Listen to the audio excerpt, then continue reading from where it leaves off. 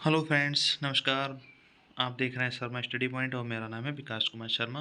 आज मैं आप लोगों को फिजिक्स के अंतर्गत जो हमारा लेसन चल रहा है उसी में एक टॉपिक है संयुक्त सूक्ष्मदर्शी, उसके बारे में थोड़ा समझाऊंगा। देखिए क्या होता है संयुक्त सूक्ष्मदर्शी। बिना टाइम स्पेंड किए देखिए मेन टॉपिक पे। तो हम समझते हैं संयुक्त सूक्ष्मदर्शी क्या होता है। इससे पहले मैंने आपको खगोलीय अपवर्ती दूरदर्शी, खगोलीय परावर्ती दूरदर्शी उसके बारे में पढ़ाया है, आप लोग देख सकते हैं।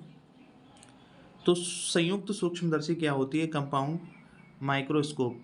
यह एक ऐसी प्रकाशिक यंत्र है जो आंख के समीप स्थित अत्यधिक छोटी वस्तुओं को देखने के लिए इसका प्रयोग किया जाता है। इसकी आवर्धन क्षमता जो होती है सरल सूक्ष्मदर्शी की तुलना में बहुत अधिक होती है। देखिए सूक्ष्मदर्शी दो प्रकार की होती हैं, एक संयुक्त होती है, एक सरल होती है। तो जो इसकी आवर्धन क्षमता होती है संयुक्त की, वो सरल सूक्ष्मदर्शी की तुलना में बहुत अधिक होती है। ठीक है, तो इसका प्रयोग काहे में होता है? बहुत छोटी छोटी चीज़ों में देखने के लिए माइक्रोस्कोप का हम लोग प्रयोग करते हैं। तो इसका उपयोग उसी कार्य के लिए किया जाता है। देखते हैं कि इसका संरचना इसकी कैसे होती है। चलिए भाई, अगला हेडिंग है हमारा कंस्ट्रक्शंस। देखते हैं कंस्ट्रक्शंस में क्या है संरचना। सबसे पहले इसमें धातु की एक बेलनाकार नली के एक सिरे पर कम फोकस दूरी एवं दूसरे कम फोकस दूरी एवं छोटे द्वारा का एक उत्तल लेंस लगा होता है जिसे अभिदर्शक लेंस कहते हैं। और अभिदर्शक लेंस का नाम होता है वहाँ पर ओ, चित्र में दर्शाया गया है, नीचे अभी आपको हम दिखाएंगे। नली के दूसरे सिरे पर एक अन्य छोटी नली लगी होती है जिसके बाहरी सिरे पर अधिक फोकस दूरी तथा बड़े द्वारक वाला एक उत्तल लेंस लगा होता है जिसे नेत्रिका अथवा नेत्रिका लेंस कहते हैं, जिसको ई से डिनोट किया गया है। नेत्रिका के फोकस पर क्रॉस तार लगे रहते हैं। उपकरण में लगी दंड चक्र व्यवस्था द्वारा प्रथम नली को दूसरी नली के सापेक्ष खिसकाकर आगे पीछे हटा सकते हैं। तो देखते हैं हम चित्र के थ्रू कैसे इसको समझते हैं। तो देखिए चित्र के थ्रू हम लोग समझते हैं। इसमें हेडिंग पड़ी है प्रतिबिंब का बनना। कैसे प्रतिबिंब बनता है हमें डायग्राम में दिखाया गया है। 5.11 में अभिदर्शक लेंस एक नेत्रिका दिखाई गई। ये अभिदर्शक लेंस हो गया, ये नेत्रिका हो गई। ठीक है, दिखाई गई कि माना एवी एक बहुत छोटी वस्तु है। कोई वस्तु है एवी, जो यहाँ पर आपको ये देखिए वस्तु दिखाई दे रही होगी। वस्तु बहुत छोटी है जो अभिदर्शक लेंस ओ के, अभिदर्शक लेंस ये है ओ, यहाँ पर ओ के प्रथम फोकस एफ ओ डैश, प्रथम फोकस यहाँ पर ये दिखाई दे रहा है एफ ओ डैश से कुछ बाहर रखी हुई है। तो यहाँ पर देखिए कुछ बाहर यहाँ से रखी हुई है। जो अभिदर्शक लेंस ओ के प्रथम फोकस एफ डैश से कुछ बाहर रखी हुई है। अभिदर्शक लेंस ओ द्वारा, ये जो अभिदर्शक लेंस है यहाँ पर ओ द्वारा ए वी का वास्तविक उल्टा तथा बड़ा प्रतिबिंब नेत्रिका ई व प्रथम फोकस एफ ई के बीच में ही कहीं पर बनता है। तो यहाँ पर ये देखिए ये फोकस बन रहा है A1 और A1 और B1, यहाँ पर ये फोकस बन रहा है। तो यह है प्रतिबिंब A1 B1 नेत्रिका ई के लिए वस्तु का कार्य ही करेगा। नेत्रिका आभासी वस्तु A1 B1 का आभासी सीता तथा A1 B1 से बहुत बड़ा प्रतिबिंब A2 B2 पर बनाती है। इसका जो आभासी प्रतिबिंब है, जब यहाँ पर कोई वस्तु है उसकी हम यहाँ से ये किरणें डालेंगे तो अभिदर्शक लेंस पे जाएंगे। अभिदर्शक लेंस से सीधे नेत्रिका पर पड़ने के बाद में इसका जो आभासी प्रतिबिंब है, यहाँ से देखिए ये रेज आम पीछे लेकर आते हैं। तो ये प्रतिबिंब कहाँ पर बनता है? A2 B2 पर बनता है। तो इसके बाद में कहा गया है कि यह किरण जो मुख्य अक्ष के समांतर है नेत्रिका ई से अपवर्तित होकर द्वितीय फोकस Fe में होकर चली जाती है। जो मुख्य अक्ष है यहाँ से ये किरण जाकर परिवर्तित होकर द्वितीय फोकस Fe से होकर गुजरती हुई, ये देखिए द्वितीय फोकस Fe से होकर गुजरती हुई दूसरी किरण नेत्रिका के प्रकाशिक केंद्र से होकर सीधी चली जाती है। ये दोनों किरणें पीछे की ओर बढ़ाने पर B2 पर मिलती हैं। अगर ये वाली किरण जो है और ये वाली किरण है, दोनों को हम अगर पीछे बढ़ा कर ले आते हैं तो यहाँ पर कहाँ पर मिल जाती हैं? B2 पर मिल जाती हैं। अब देखिए चित्र आपको साफ दिखाई दे रहा होगा।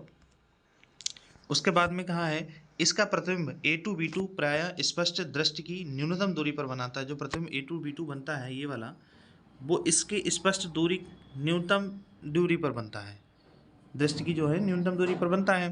तो हम आगे देखते हैं क्या है। यदि अभिदर्शक द्वारा बना वस्तु AB का प्रतिबिंब A1 B1 नेत्रिका के प्रथम फोकस Fe डैश पर बने तो नेत्रिका द्वारा अंतिम प्रतिबिंब अनंत पर ही बनेगा। अगर ये Fe डैश पर बने, मतलब ये जो Fe डैश है यहाँ पर ही ये प्रतिबिंब बन रहा है, तो वास्तविकता में कि नेत्रिका का जो अंतिम प्रतिबिंब होगा, ये वाली जो नेत्रिका है इसका अंतिम जो प्रतिबिंब होगा वो कहाँ पर बनेगा, इन्फिनिटी अनंत पर बनेगा। तो हम लोग अब इसकी आवर्धन क्षमता को देख लेते हैं।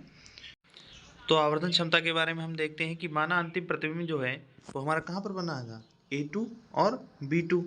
वहाँ पर जो A2 B2 नेत्रिका पर बीटा कोण बनाता है, चित्र में देखना आप, वहाँ पर जो A2 B2 है नेत्रिका पर बीटा कोण बनाता है। देखिए आपको चित्र में हम दिखाते हैं, देखिए ये जो है यहाँ पर बीटा कोण ये बनाता है, कौन सा, A2 और B2, ये प्रतिबिंब बीटा कोण बनाता है। तो देखें आगे देखते हैं हम लोग। चूंकि आँख नेत्रिका के अत्यंत समीप है, जो आँख है वो नेत्रिका के बहुत समीप है, तो इसलिए जो बीटा कोण होगा अतः कोण बीटा को अंतिम प्रतिबिंब द्वारा आँख पर बना कोण माना जा सकता है।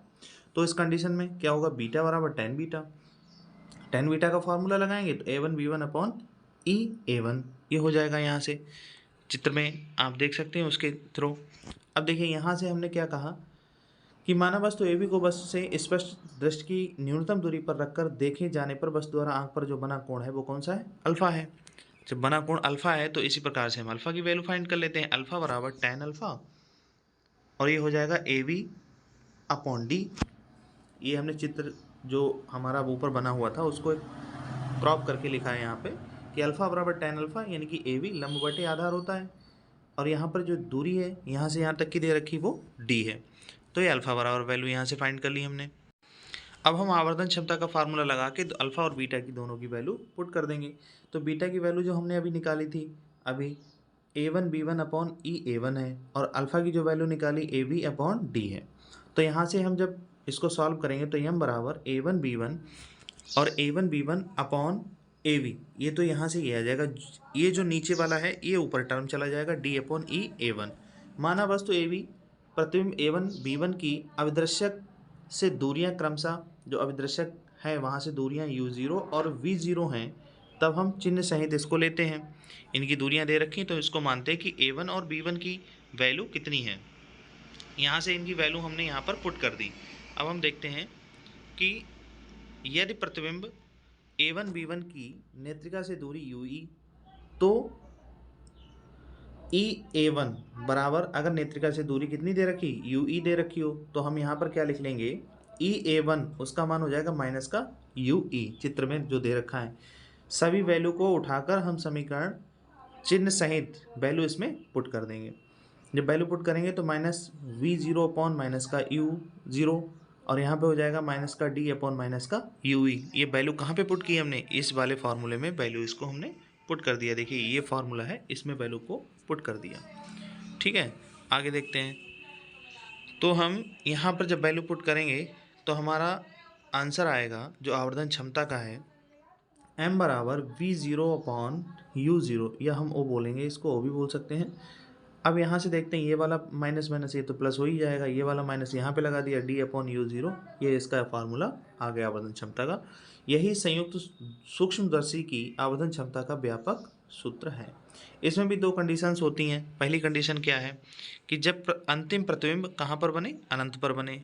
जिस प्रकार से खगोलीय दूरदर्शी में हम लोगों ने कंडीशंस निकाली थी आवर्धन क्षमता के लिए, उसी प्रकार से इसमें भी हम कंडीशंस निकालते हैं। तो अंतिम प्रतिबिंब कहाँ पर बने, अनंत पर बने। तो इस स्थिति में नेत्र जो होता है शांत अवस्था में रहती है आँख जो है, और अविदृश्यक लेंस द्वारा बना प्रतिबिंब नेत्रिका के फोकस एफी डैश पर बनता है। तो जब एफी डैश पर फोकस बनेगा तो हम यूवी की वैल्यू को क्या मानेंगे, एफी मानेंगे। तो यहाँ से जहाँ पर यू ई दे रखा है उसकी जगह पर हमने क्या पुट कर दिया, एफी। जब एफी पुट कर देंगे तो ये हमारी संयुक्त सूक्ष्मदर्शी की आवर्धन क्षमता निकल आएगी पहली कंडीशंस के लिए। और दूसरी कंडीशन यहाँ पर क्या हो जाती है, देखिए दूसरी कंडीशन देखते हैं क्या है यहाँ पे। दूसरी कंडीशन में जब प्रतिबिंब आपका कहाँ बने, अंतिम प्रतिबिंब जो है स्पष्ट दृष्टि की न्यूनतम दूरी पर बने, तो इस स्थिति में A2 B2 की नेत्रिका से दूरी हो जाएगी वो माइनस का D हो जाएगी। अतः सूत्र में हम देखते हैं लेंस के फॉर्मूले से, इसी में हम कहाँ पर VE की जगह पर माइनस का D पुट कर देंगे। अब देखिए ये V है, यहाँ पर हमने VE मान रखा है तो यहाँ पर माइनस का D पुट कर दिया, और UE की जगह पर U की जगह पर UE पुट कर दिया आइस के लिए, यानी कि नेत्रिका की निकाल रहे हैं तो हम E यहाँ पर लिख दे रहे हैं यहाँ पर, और ये F की जगह पर FE पुट कर दिया। ठीक है, यहाँ से हम वैल्यू फाइंड करते हैं, ये वाला माइनस मिलकर ये वाले इस वाले प्लस को माइनस को प्लस कर देगा। तो 1/u(e) ये लिखा हुआ है वो तो सेम ज्यों का त्यों लिख दिया। ये वाला 1/ माइनस का ये इधर ले आए हम, और ये जो लिखा हुआ है उसको यहीं पर लिखा रहने दिया। आगे देखते हैं। इसके बाद में यहाँ से 1/u(e) ये जो टर्म लिखा हुआ है हमारा, ये जो लिखा हुआ है हमने क्या किया, यहाँ से दोनों पक्षों में, यहाँ से हम देखते हैं दोनों पक्षों में हमने डी से क्या कर दिया, गुणा कर दी ऊपर, और यहाँ गुणा करने के बाद में कॉमन भी ले लिया। जब देखिए डी से गुणा करेंगे तो d/u ही हो जाएगा, d/u हो गया। यहाँ पर d/d, ये डी से डी कैंसिल हो जाएगा, 1 बचेगा। उसके बाद में प्लस लगा के d/f ही, ये देखिए हो गया। और उस यहाँ पर हमने क्या किया, अगली लाइन में फार्मूले से m बराबर माइनस का v0/u0 d/u(e) से, क्योंकि ये हमें फार्मूला पता है, तो हम यहाँ पर d/u0, ये d/u0 की जो हम वैल्यू फाइंड करके लाए हैं उसकी वैल्यू को इस फार्मूले में पुट कर देंगे, और वैल्यू पुट कर देंगे तो ये दूसरी कंडीशन हमारी यहाँ पर आ जाएगी। तो इस प्रकार से संयुक्त सूक्ष्मदर्शी की दोनों कंडीशंस आवर्धन समता सहित यहाँ पर आप लोगों को समझ में आई होंगी, आशा करते हैं। Thanks for watching.